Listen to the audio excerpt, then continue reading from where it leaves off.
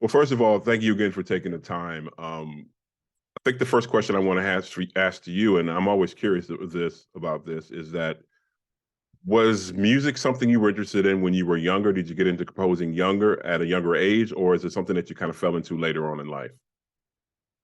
I know I had been playing the piano since I was about 8.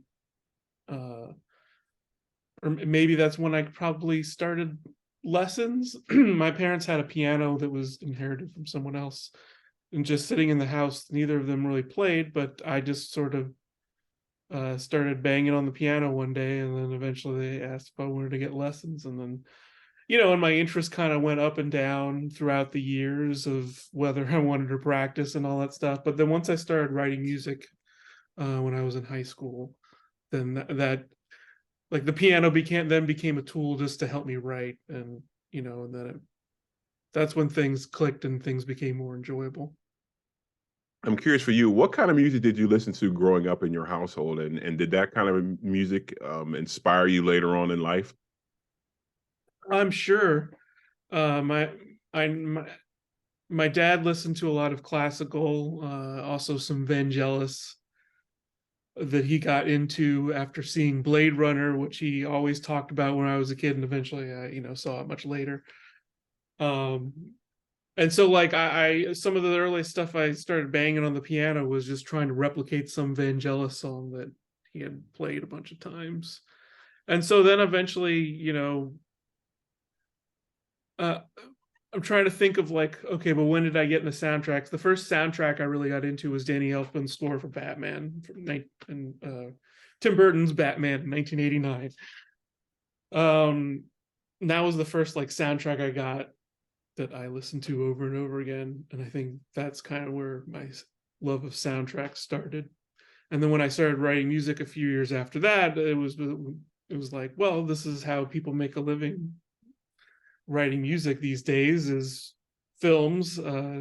So that's kind of where I started to go towards ever since then.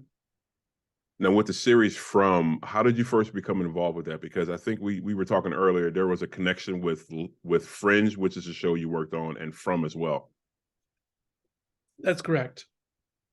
So Jeff Pinkner was the co-showrunner on Fringe through seasons 1 through 4, and then he actually started co-create. Was he co-creator? I don't know. He was a producer on the show, CBS show Zoo, which I also did music for, which was it was sort of a summer action adventure show that aired on CBS the summers 2015 through 2017. And Jeff was involved early on, and but then Josh Applebaum, another Midnight Radio, part of their production company, kind of became the showrunner on that. And Jeff was off writing other stuff. And then one day, I think I just emailed Jeff out of the blue because I had been just watching some old Fringe episodes, and then it was like, oh, actually, I've been meaning to talk to you. We've got this new show coming, and that's just kind of how it all starts, So seriously, it's just like you just emailed him out of the blue and like, hey, by the way, since you reached out, we're doing this new show called From. Yeah, pretty much. And so I got involved before they even started shooting. It was like they were just about to start shooting. And so we got to just sort of think and talk about what the show was about, and start writing some early ideas. Like eventually the main theme that I wrote that plays over the end credits, was one of the first things we started to work on. It didn't sound like that when we started it, but kind of evolved. And also like when you talk about what you think a show is going to be before you start shooting it, once you have actually shot the show, then you start to see what it really is. And then so invariably anything you start thinking about early on is going to change and be dictated by the show that actually ends up getting made. So when you're coming up with ideas for these episodes, are you watching dailies and coming up with ideas, or are you watching full uncut episodes and then you start working from there?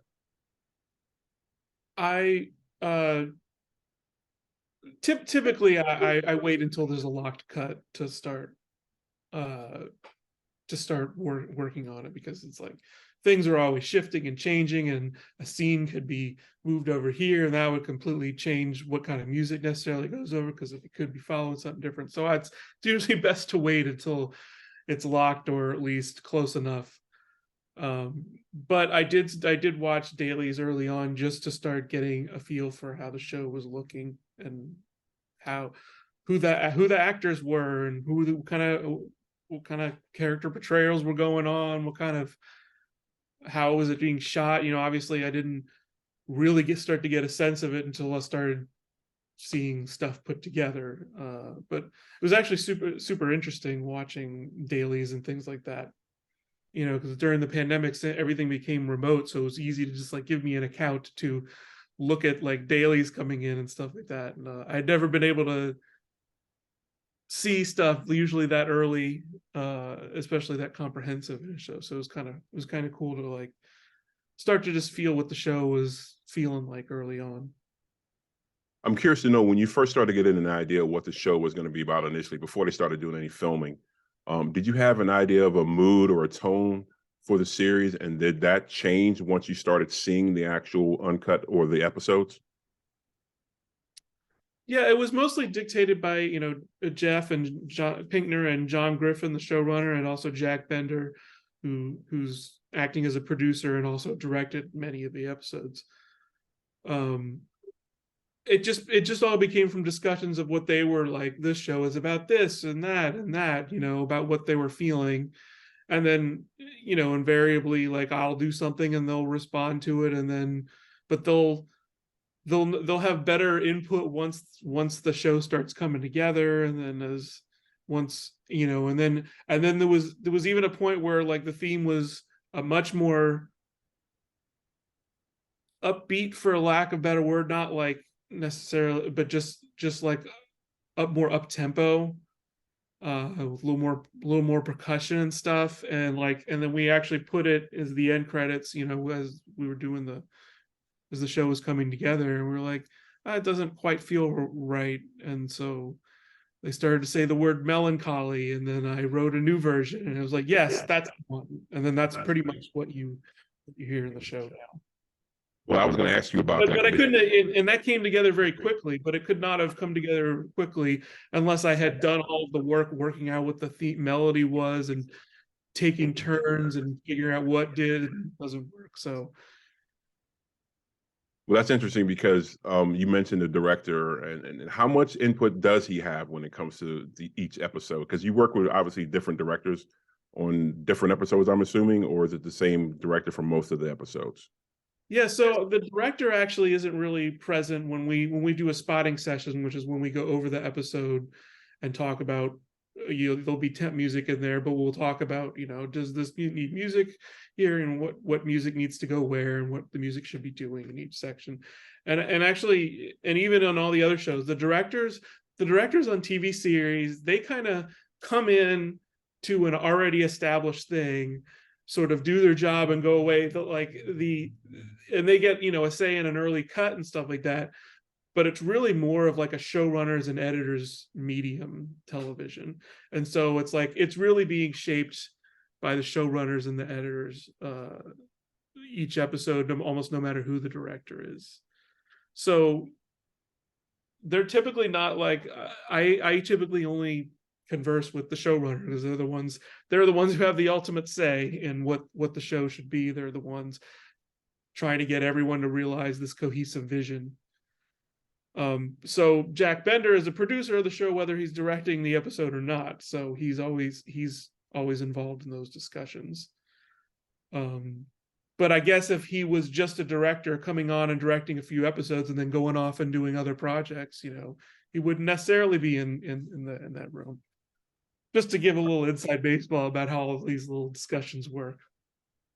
So I'm curious, you go through the first season of the series and you're jumping into the second season of the show. Was it a lot easier for you to come up with ideas for the music in the second season now that you had that first season under your belt, if that makes sense? Yes, and that's kind of true, kind of across the board for from the writers, the actors, everything. It's like, now, okay, now we did one. We have an idea of, okay, this is what the show is. This is the tone of the show. Now let's build on that from there. And that's exactly what we did with the music, where it's like, I know how we score certain scenes. Now I feel like I can riff on that and explore new territory because I kind of have an established foundation to kind of start from. You mentioned the music for the ending credits. The fans talk about that music all the time, and I think it's absolutely fantastic myself. When it comes to that particular piece of music, what was the inspiration behind that? Because I think you said earlier that it wasn't the original. What we hear now wasn't the original take on that piece. Yeah, I think it was just early on. It was just kind of a nebulous mix of like hope and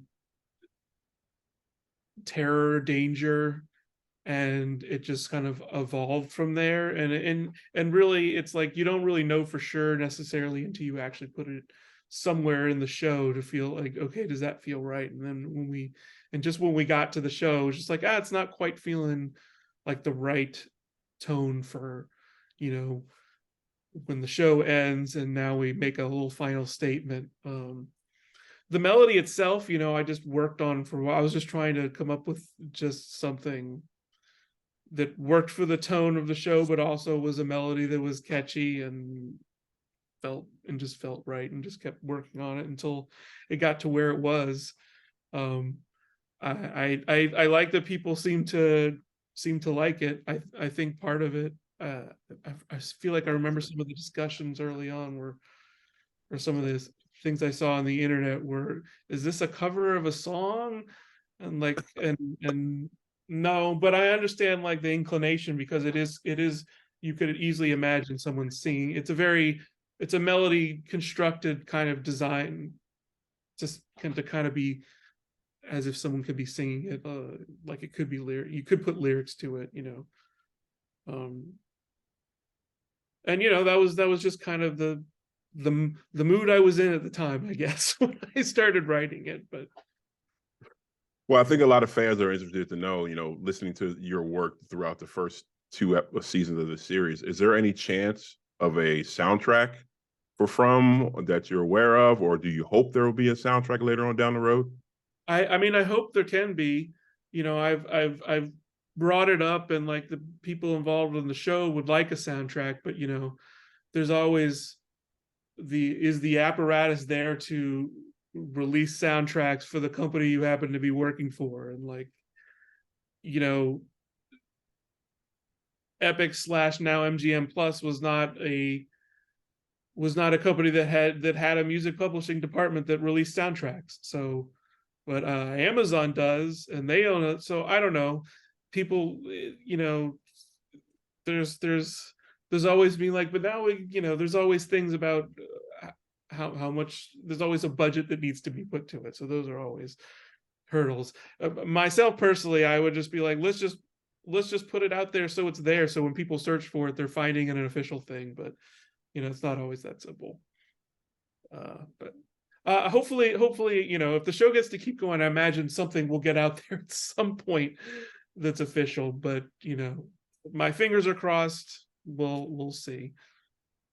Well, already the show has an incredible fan community online with YouTube channels and podcasts already. And you mentioned that you've seen some stuff online. Are you paying attention to what fans are saying online, and does that at all influence what you do, or you have an idea of what you want to do and you just do it anyway, but you're appreciative of the fans? It's more of the latter. I'm appreciative of the fans, but my job is to score the show that they're making. So the show kind of dictates what I do more than anything. So it's like the show that they make, and I respond to it, and obviously incorporate what we all talk about. But we're a lot of in this industry of like, what makes good people, what makes a good pairing for people working together is they just have similar tastes. So we're all kind of on the same page. We all kind of agree how certain scenes should be handled, what is the right amount of restraint, which is when is the right amount to get bigger, things like that. And Um, my final, oh, I'm sorry, go ahead. no, I don't know if what was the original part of the question? I'm not sure if I had a follow up or not. Have you paid attention to, the Oh fans' yeah, so comments online? early on, I did just sort of I wanted to know, oh, what do people think of the show? So I like found the Reddit thread and kind of like just kind of looked through it early on. But once we get rolling in it, things get so busy that I don't really have a lot of time to do a lot of that until. But thankfully now I have a little more time now that we're kind of done. But we can just enjoy the show coming out week to week. And my final question for you is, what have you enjoyed about working on this show so far? It seems like you have a really good relationship with the producers and the writers and the showrunners on the show, and it seems like it makes it a nice, easy thing for you to do to get your work done. Yeah, I mean, obviously working on a